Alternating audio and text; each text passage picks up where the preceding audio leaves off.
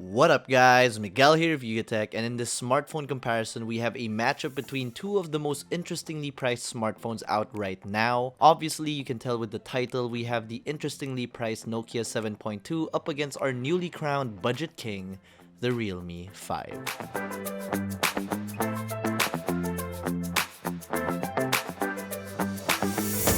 Starting with design, our Nokia 7.2 is in charcoal, and if I must say so myself, from a design standpoint, it does look very sleek for what it is. Most phones nowadays get this sleek, please don't break me aura when I look at them. But when it comes to the 7.2, the balance feels perfect between I'm a sly dog and I can take a hit, come at me. On the other hand, our Realme 5 is in its crystal purple colorway and it really does look unique. It's a shared design through and through with the Realme 5 lineup, and I totally get what they were going for here. Of course, I am sorry I cannot withhold my standing opinion about it looking like shattered glass at certain glances. Though I am aware you can just cover it up with a Skinner case if it bothers you. I do apologize if you guys thought I was bashing on the feller in my full review. Hate aside, I'm throwing it out there that at the end of the day, design is one of the most subjective parts of this comparison and our standard full reviews. For build, the 7.2 is clad in glass, keeping things together with a polymer composite metallic wrapped frame. Both the glass front and back gets Corning Gorilla Glass 3 protection, and in the hands it feels very solid. Just like its pro brother, the Realme 5 is generally made out of plastic, with the front of course being glass. The 7.2 gets a triple camera setup on the rear, housed in a circular module found on the upper center, while the 5 features a quad camera setup stacked vertically and placed on the upper left corner. Both devices also get rear-mounted fingerprint scanners, more on those later. In front, both devices sport dewdrop notches for where their front-facing cameras reside. And damn, the bezels on the Realme 5 really make the Nokia 7.2 look thick. I'm also not a fan of that Nokia branding there on the chin, very 2013. For buttons and ports, situated up top is the 7.2's noise-cancelling mic for speakerphone, as well as its 3.5mm audio jack.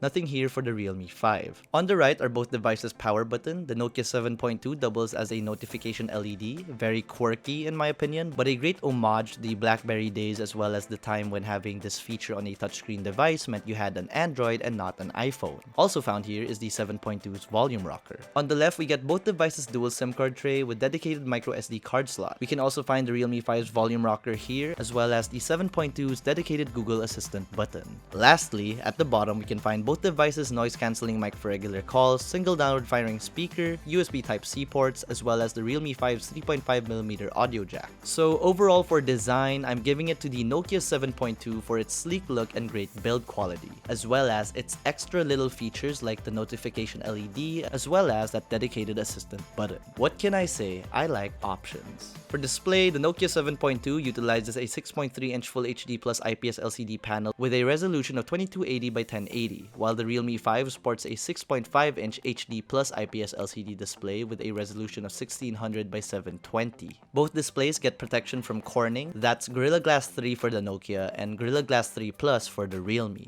When it comes to actual media consumption, I will be blunt. It's the 7.2. Now, I know those bezels look hideous compared to the Realme 5s, but that panel, man. That 720p panel on the 5 cannot compare to more modern Full HD. And yeah, I get it. Realme needed to cut costs somewhere to get that price down. But I am just one of those guys who find themselves in peace doing nothing but stare at my screen all day for vacation. And no, HD on Netflix isn't cutting it. Of course, I respect budget limitations, and I ain't gonna call you out for valuing performance over a very nice screen. We all have our priorities, right? So yeah, I ain't gonna bore you guys with the details here. Display goes to the 7.2, and no, I am not insinuating that the Realme 5's panel is trash. It's just that resolution ain't gonna win in this comparison. For audio quality, these single downward firing speakers are not the best we've heard in the office. With that said, it is once again going to the 7.2. Smartphone speakers low end calls for a punch, and the 7.2 does have that ever so slight jab in there, while the Realme 5 can get loud, but not without its distortions. Of course, I always throw it out there while it's still present, we get headphone jacks on both these devices, and if you guys were on your way now to picking up one of these guys, please abuse them. Show the world we still want this port. Checking out performance now, for hardware, under the hood of the Nokia 7.2 is a Qualcomm Snapdragon 660 paired up with an Adreno 512 GPU. The Realme 5 utilizes a more updated Snapdragon 665 chipset coupled with an Adreno 610 GPU. For RAM and storage configurations, the Nokia 7.2 officially in our shores only comes in one. That's 6 gigs of RAM and 128 gigs of internal storage. The Realme 5 is available in either 3 or 4 gigs of RAM with storage ranging from 32 to 128 gigs. Like I mentioned earlier, both these devices get dedicated microSD card slots, which does mean both these devices get expandable storage support. That's up to 256 gigs for the Realme and 512 gigs for the Nokia. For software, both devices get Android 9 Pie out of the box. The 7.2 is part of the Android One program, which means we get stock Android on here. The Realme 5 gets ColorOS 6, and it's really hard to say that I prefer it over stock Android, but there are some features on here that I do wish was on stock Android, like those very versatile and customizable navigation options. But I have been saying that user interfaces boil down to the user's preference, just like design, so let's leave it at that. In terms of overall usage within the interface for both these devices, everything seems fine, no lags, no hiccups. It's a good show. And for those of you interested in performance numbers, flashing them on screen now. Alright, overall for performance, we're giving it to the Realme 5 because of the overall better numbers. Of course, that was a given with the more updated chipset, and if we did get a different result, I would be extremely surprised. This does mean that users can expect better gaming performance from this device, so go and get those noobs, man. Checking out the batteries, providing power to the 7.2 is a 3500 mAh cell, while the Realme 5 sports a 5000 mAh one. Both devices do not get fast charging support, so do expect a lengthy charge with both these devices. In our standard video loop test, which involves the phone's display and volume set to 50%, airplane mode turned on, and headphones plugged in, the Nokia 7.2 got a total of 10 hours and 35 minutes of playback, while the Realme 5 totaled at 22 hours and 13 minutes. So for battery, we obviously must give it to the Realme 5 for that better score. In terms of biometric security, we both get face and fingerprint unlock on both these devices. Unlocking speeds with the rear-mounted scanners are pretty neck and neck. The face unlock is faster on the Realme 5, but I did express in my full review that it can be a little too fast for my liking. But nonetheless, giving it to the Realme 5 cause speed. Moving on to the cameras now. The Nokia 7.2 utilizes a triple camera setup at the rear composed of a 48 megapixel main, an 8 megapixel ultrawide, and a 5 megapixel depth sensor. The Realme 5 on the other hand features a quad camera setup consisting of a 12 megapixel main, an 8 megapixel ultrawide, a 2 megapixel macro sensor, and a 2 megapixel depth sensor. On the front facing side of things, in both devices' respective notches is a 20 megapixel sensor for the 7.2 and a 13 megapixel one for the Realme 5. The 7.2's other top selling point are these Zeiss optic lenses, which are featured both at the front and back, so I'm getting really excited. Before checking out some photo samples though, quick disclaimer, to keep things fair, we won't be using any features both devices do not share. Alright, let's begin.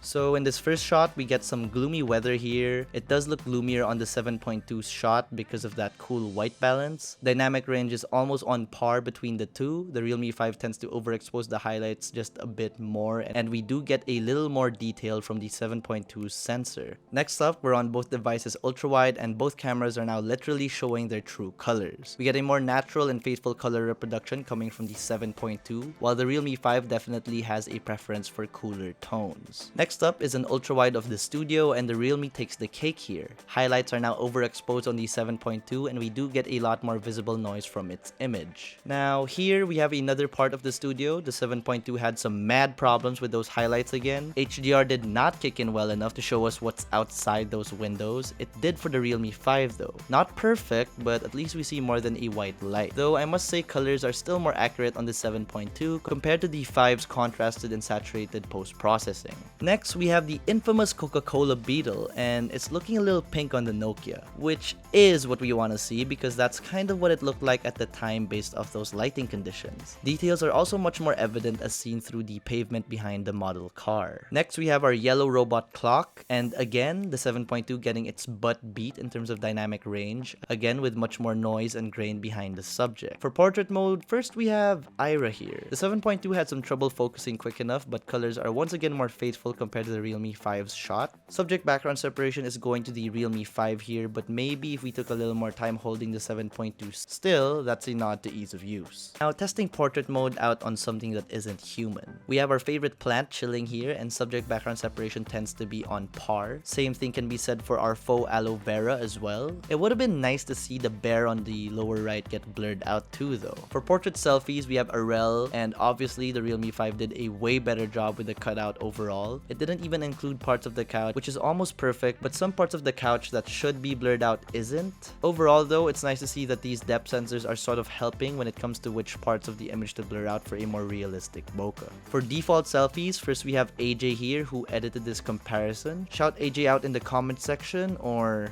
not? Now, it really has dawned onto me that the 7.2 has a dynamic range problem here. I mean, just look at the background. You can definitely see more on the Realme 5. Though, then again, detail on the 7.2 is way better. I mean, just look at those hair follicles. Next, we have Ali in a dim lit area, and this is going to the 7.2 hands down. Though there is more artifacting here compared to the Realme 5's noisier shot. Lastly, we have night mode. The first image is taken on the default photo mode for reference. This is with night mode on. We get a muddier image overall with highlights still blown out on the 7.2. The Realme 5 on the other hand has a more well-balanced shot overall, but let me remind you guys that when in night mode, the sensor does tend to crop in a bit, so you guys might want to take a step back when using it. So for cameras, I'm kinda scratching my head here. The Nokia 7.2 prevails in color reproduction and detail, while the Realme 5 has better dynamic range with very contrasted and saturated images. But if I had to choose, I guess it'd be the Realme 5. Before we conclude, as per Yugatech fashion, let's talk about price. The Nokia 7.2 retails in our Philippine shores for 15,990 pesos, while the Realme 5 starts at 9,990 pesos for the 3 plus 32 Lazada exclusive model, 7,990 pesos for the 3 plus 64 variant, and 9,990 pesos for the 4 128 variant. And with that said, I think it's pretty clear what the better options are here. But if I have to lay it down for you, users looking at both these devices should know that if you opt for the 7.2, I do believe you're after stock Android, a better IPS LCD panel, and those Zeiss optics. Wherein if you choose the Realme 5 in whatever configuration, you're definitely getting your money's worth. And that's it for this smartphone comparison. What do you guys like better?